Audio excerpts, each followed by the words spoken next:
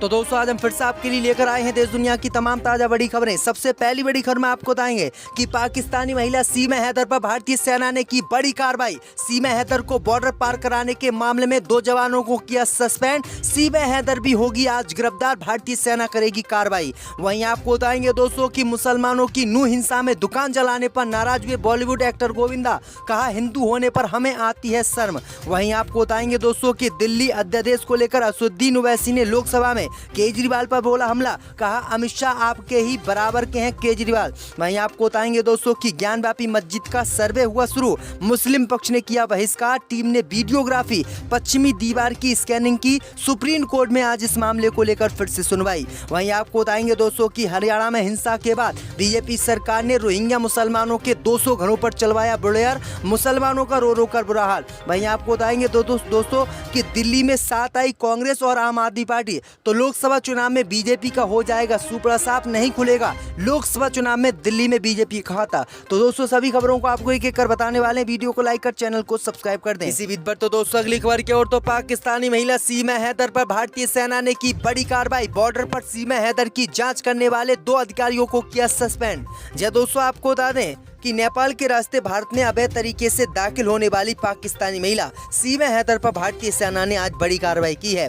Bharat Nepal border पर सुरक्षा में तैनात एसएसबी के एक इंस्पेक्टर और एक जवान को सीमा हैदर मामले को लेकर आज सस्पेंड कर दिया गया है। दोनों पर सीमा हैदर की जांच करने में लापरवाही दिखाने को लेकर एक्शन लिया गया है। जांच में एसएसबी ने दोनों को दोषी पाया था। सीमा अपने 4 बच्चों के साथ इसी रास्ते से नेपाल बॉर्डर पार करके भारत में दाखिल हुई थी और फिर ग्रेटर नोएडा पहुंची थी। जांच में पता चला था कि ये दोनों ही अधिकारी जब सीमा हैदर की जांच कर रहे थे तो इन्होंने लापरवाही बरती और सीमा हैदर की अच्छे से जांच नहीं की और ना ही उसके कागज देखे, जिसके कारण सीमा हैदर भारत में अवैध रूप से दाखिल हो गई और वो पकड़ नहीं पाई। इसी मामले को लेकर भारतीय सेना ने 2 अधिकारियों को अपने आज सस्पेंड कर दिया है, जिसमें एक कांस्टेबल और एक इंस्पेक्टर शामिल है। तो ये बड़ी अपडेट आई दोस्तों की सीमा हैदर की मुश्किलें बढ़ गई हैं। अब भारतीय सेना ने भी एक्शन लेना शुरू कर दिया है।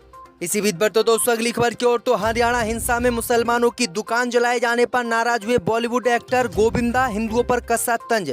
दोस्तों आपको बता दें कि हरियाणा इन दिनों हिंदू मुस्लिम के दंगों से जूझ रहा है, जिस पर कई एक्टर ट्वीट कर इस पर बात कर रहे हैं। इसी बीच गोविंदा जो बॉलीवुड के सुपरस्टार रह चुके हैं, गोविंदा ने मुसलमानों की दुकान जलाने पर हिंदुओं को लड़ता लगाई है।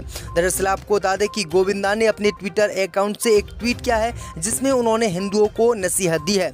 दरअसल आपको बता दें कि उन्होंने अपने एक ट्वीट में कहा है कि हम कहां पहुंच गए, हमें धिक्कार है उन लोगों पर जो खुद को हिंदू कहते हैं और मुसलमानों की दुकानें जलाते हैं और इस तरह की हरकत करते हैं। अमन और शांति देश में बनाए रखें, हम डेमोक्रेसी में रहते हैं, ऑटोक्रेसी में नहीं। वहीं आपको बता दें कि गोविंदा इस मामले को लेकर काफी नाराज हैं, क्योंकि वहां पर लगातार मुसलमानों को परेशान किया जा रहा है। इसी बीच पर तो दोस्तों अगली खबर की ओर, तो ज्ञानवापी मस्जिद पर मौलाना तौकीर रजा ने दिया बयान, कहा ऐसा फव्वारा हर बड़ी मस्जिद में होता है।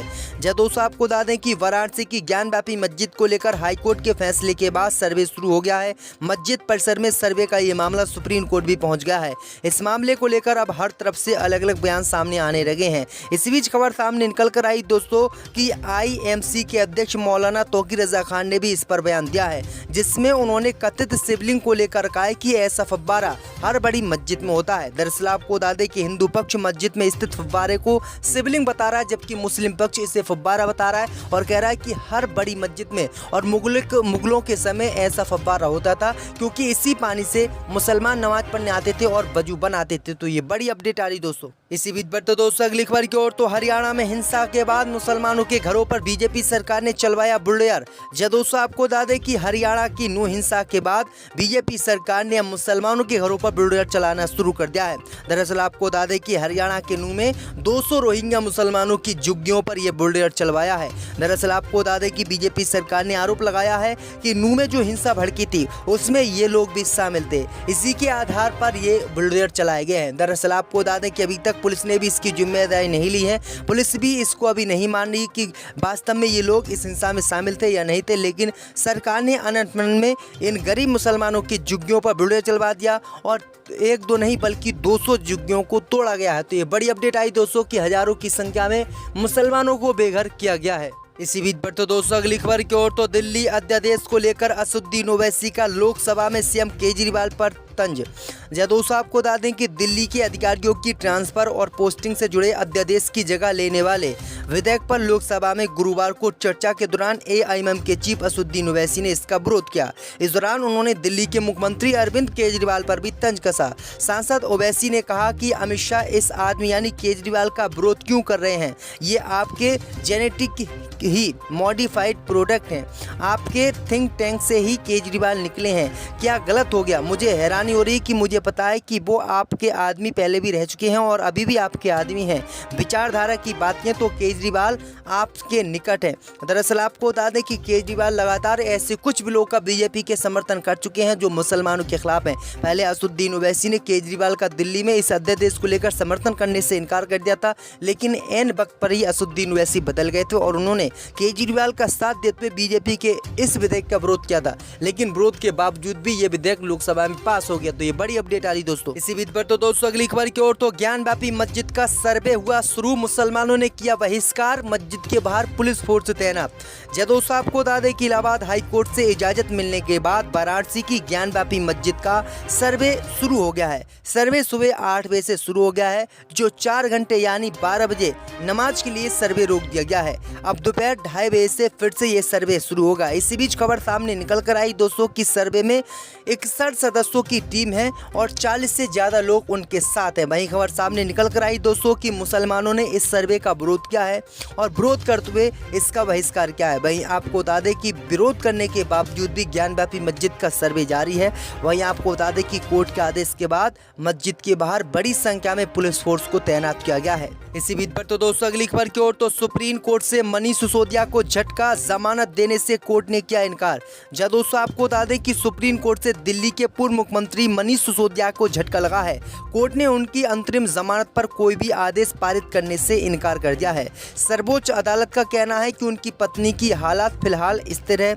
हालांकि कोर्ट सितंबर को दोबारा उनके अनुरोध पर विचार करने पर सहमत हो गया है। इसके अलावा कोर्ट ने ईडी को अगली तारीख तक ये बताने को कहा है कि सिसोदिया के खिलाफ मनी लॉन्ड्रिंग मामले में मनी ट्रेल कैसे स्थापित होता है। सिसोदिया पर शराब नीति घोटाला करने के आरोप हैं, जिसकी जांच सीबीआई और ईडी कर रही है। इसी बीच पर तो दोस्तों अगली खबर की ओर तो अमेरिका में चुनाव परिणाम पलटने के आरोप में कोर्ट में पेश हुए ट्रंप खुद को बताया निर्दोष। जय दोस्तों आपको बता दें कि अमेरिका के पूर्व राष्ट्रपति डोनाल्ड ट्रंप 2020 के चुनाव पलटने की कोशिश के आरोप का सामना करने के लिए गुरुवार को वाशिंगटन कोर्ट में पेश हुए। इस दौरान उन्होंने कोर्ट में खुद को निर्दोष बताया। अब इस मामले में कोर्ट 28 अगस्त को सुनवाई करेगी। ट्रंप ने कोर्ट में अमेरिकी मजिस्ट्रेट मॉक्सिला उपाध्यक्ष के समक्ष अपनी याचिका दायर की थी, जिसमें उन्होंने खुद को निर्दोष बताया। करीब आधे घंटे तक चलने वाले इस केस की कार्रवाई यूएस कैपिटल से करीब 1 किलोमीटर दूर वाशिंगटन कोर्ट हाउस में हुई, जिस बिल्डिंग पर ट्रंप के समर्थकों ने 6 जनवरी 2021 को हमला बोल दिया था। अप्रैल के बाद ये तीसरी बार है जब ट्रंप ने खुद को दोषी होने की अपील की है। तो ये बड़ी अपडेट आई दोस्तों कि डोनाल्ड ट्रंप इस मामले को लेकर पूरी तरह से फंस गए हैं। इसी बीच पर तो दोस्तों अगली खबर की ओर तो दिल्ली में साथ आई कांग्रेस और आप तो बीजेपी का होगा सुपड़ा साफ। CNX के सर्वे में चौंकाने वाले आंकड़े। जय दोस्तों आपको बता दें कि लोकसभा चुनाव 1 साल से भी कम वक्त रह गया है। चुनाव में राष्ट्रीय राजधानी की 7 लोकसभा सीटें बेहद अहम होने वाली हैं, जहां बीजेपी का दबदबा है। लेकिन 2024 के लोकसभा चुनाव में भाजपा को यहां पर बड़ी शिकस्त कांग्रेस पार्टी और आम आदमी पार्टी दे रही है। मैं आपको बता दें कि CNX के सर्वे बताते हैं कि अगर आम आदमी पार्टी और कांग्रेस पार्टी साथ में आए तो बीजेपी को दिल्ली में सीटों का नुकसान हो सकता है। बीजेपी केवल 5 सीटें ही जीत पाएगी, जबकि 2 सीटें आप और कांग्रेस गठबंधन के खाते में जा सकती हैं। वोट शेयर के लिहाज से बीजेपी बड़ी पार्टी रहेगी और उसे 49% मतदाताओं का वोट मिलने का आसार है। वहीं कांग्रेस के खाते में 19% और आपके खाते में 29% वोट शेयर आ सकते हैं, जबकि 3% वोट अन्य दलों या निर्दलीय उम्मीदवारों के हिस्से में जा सकते हैं। तो ये बड़ी अपडेट आई दोस्तों कि 2019 से पहले दोस्तों 2024 में बीजेपी को ये बड़ा नुकसान होता हुआ दिख रहा है